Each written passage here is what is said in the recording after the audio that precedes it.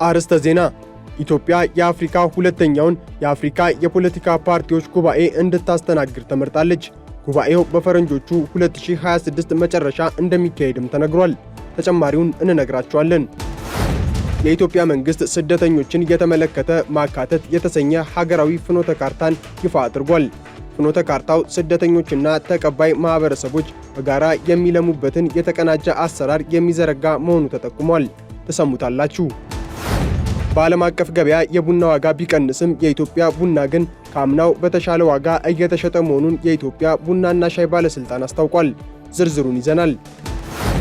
የሊቢያ ባለስልጣናት በሀገሪቱ ለረጅም ጊዜ የዘለቀውን የፖለቲካ ቀውስ ለመፍታት ተቋማትን ለማዋሃድ የሚያስችል አዲስ ፍኖተ ካርታ ማጽደቃቸውን ይፋ አድርገዋል። ፕሬዝዳንታዊና የፓርላማ ምርጫዎችም እስከ አውሮፓውያኑ የካቲት 2027 ድረስ እንደሚካሄዱ ስምምነት ላይ መደረሱም ተሰምቷል።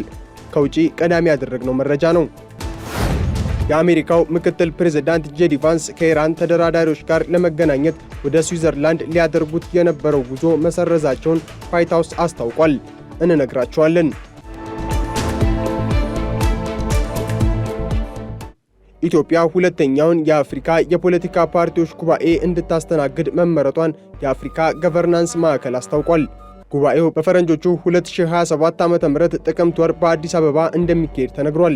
ጉባኤው የአፍሪካ የፖለቲካ ፓርቲዎች ዲሞክራሲያዊ ስነ ስርዓትን ለመገንባት ተቋማትን ለማጠናከርና በአህጉሪቱ ኢኮኖሚያዊ ሽግግርን ለማምጣት ያላቸውን ወሳኝ ሚና የሚያጎላ መሆኑ ተመላክቷል። ለጉባኤው የሚደረገውን ዝግጅት አስመልክቶ የብልጽግና ፓርቲ ምክትል ፕሬዝዳንት አደም ፋራ እንዲሁም የአፍሪካ ገቨርናንስ ማዕከል የሥራ አስፈጻሚ ምክር ቤት ሰብሳቢ ቤኔዲክት ላሲን ውይይት አካሂደዋል። ውይይቱ ሁለቱ ወገኖች የአፍሪካ የፖለቲካ ፓርቲዎችን በአህጉሪቱ ለሚመጣው ሁሉን አቀፍ ሽግግር ቁልፍ አንቀሳቃሽ ኃይል ለማድረግ የተቀመጠውን ራዕይ ለማሳካት በጋራ ለመስራት መስማማታቸውን ይፋ አድርገዋል።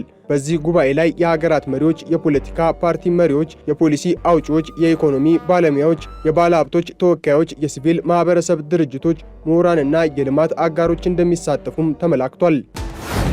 የኢትዮጵያ መንግስት ስደተኞችን ከሰብአዊ እርዳታ ጥገኝነት አውጥቶ ከማህበረሰቡ ጋር በዘላቂነት ለማቀላቀል ያስችላል ያለውን ማካተት የተሰኘ ሀገራዊ ፍኖተ ካርታ ይፋ አድርጓል።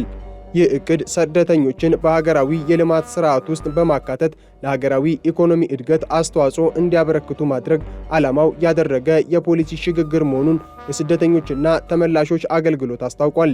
ስደተኞች የእርዳታ ተቀባዮች ብቻ ሳይሆኑ ለልማት የሚተጉ አምራች ኃይሎች ናቸው ያሉት የገንዘብ ሚኒስትሩ አህመድ ሺዴ ፍኖተ ካርታው ስደተኞችና ተቀባይ ማህበረሰቦች በጋራ የሚለሙበትን የተቀናጀ አሰራር የሚዘረጋ ነው ብለዋል። ይህም በስደተኞች አያያዝ ረገድ ከጊዜያዊ ሰብአዊ ድጋፍ ወደ ዘላቂ ልማት የሚደረግ ሽግግር መሆኑ ተመላክቷል። የተባበሩት መንግስታት ከፍተኛ የስደተኞች ኮሚሽነር ባርሃም ሳሊ በበኩላቸው ኢትዮጵያ ስደተኞችን ከማህበረሰቡ ጋር በማስተሳሰር ለዓለም አርአያ መሆኗን ተናግረዋል። የዘንድሮ የ12ኛ ክፍል ሀገር አቀፍ ፈተና ከሰኔ 23 እስከ ሐምሌ 16 ቀን 2018 ዓ.ም ድረስ እንዲሰጥ መወሰኑን የትምህርት ምዘናና ፈተናዎች አገልግሎት አስታውቋል።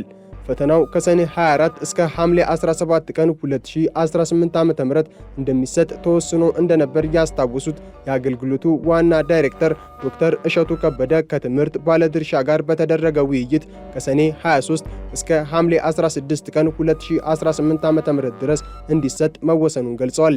ለፈተናው ከተመዘገቡት 563858 ተማሪዎች መካከል 306708ቱ በተፈጥሮ ሳይንስ፣ 256150 በማህበራዊ ሳይንስ ለፈተና እየተዘጋጁ መሆናቸውን ገልጸዋል።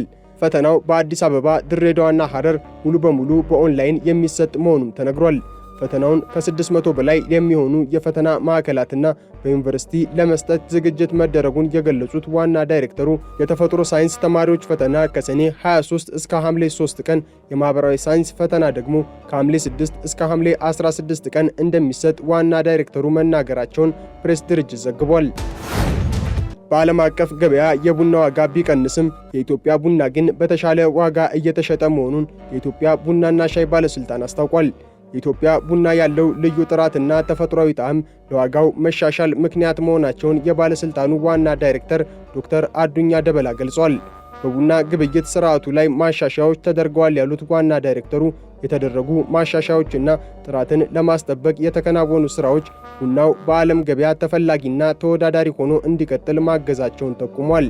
በዘንድሮ የምርት ዘመን $3 ቢሊዮን ገቢ ለማግኘት ግብ ተቀምጦ እንቅስቃሴ እየተደረገ መሆኑም ተነግሯል። ለዓለም ገበያ የሚላከው የቡና መጠን ጥራት እየጨመረ መምጣቱም ለዚህ ስኬት ዋነኛው ምክንያት መሆኑ ተጠቁሟል። በሐዋሳ ከተማ በቡና ማዘጋጀት ኢንዱስትሪዎች በተፈጥሮ ማዳበሪያ ዝግጅትና በክላስተር አጠቃቀም ላይ ያተኮረ የልምድ ልውውጥ መድረክ ተካሂዷል። የሊቢያ ባለስልጣናት በአገሪቱ ለረጅም ጊዜ የዘለቀውን የፖለቲካ ቀውስ ለመፍታትና ተቋማትን ለማዋሃድ የሚያስችል አዲስ ፍኖተ ካርታ ማጽደቃቸውን ይፋ አድርገዋል።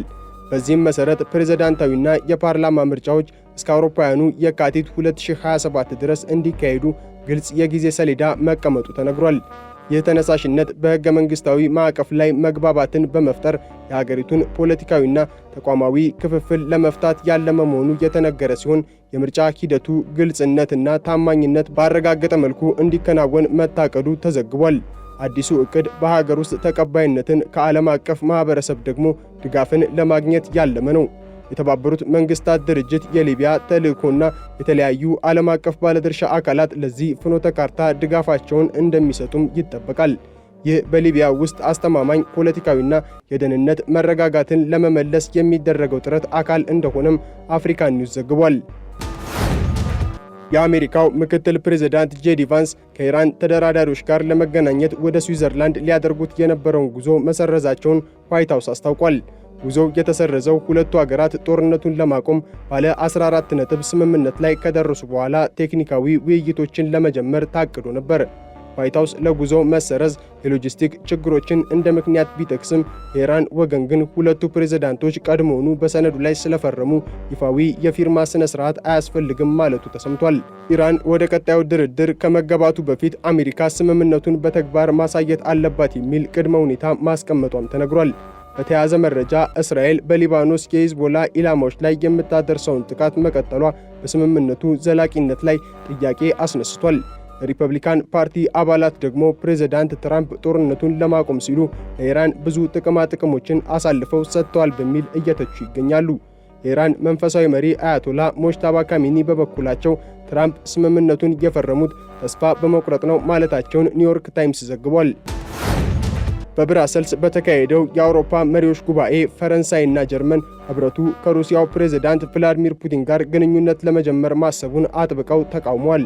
የፈረንሳዩ ፕሬዝዳንት ኢማኑኤል ማክሮንና የጀርመኑ ቻንስለር ፍሬድሪክ ሜርዝ የአውሮፓ ምክር ቤት ፕሬዝዳንት አንቶኒዮ ኮስታ ከክሬምሊን ጋር በድብቅ የመገናኛ መስመር መክፈታቸውን ማስተዋል የጎደለው ተግባር ነው ሲሉ ነቅፈዋል።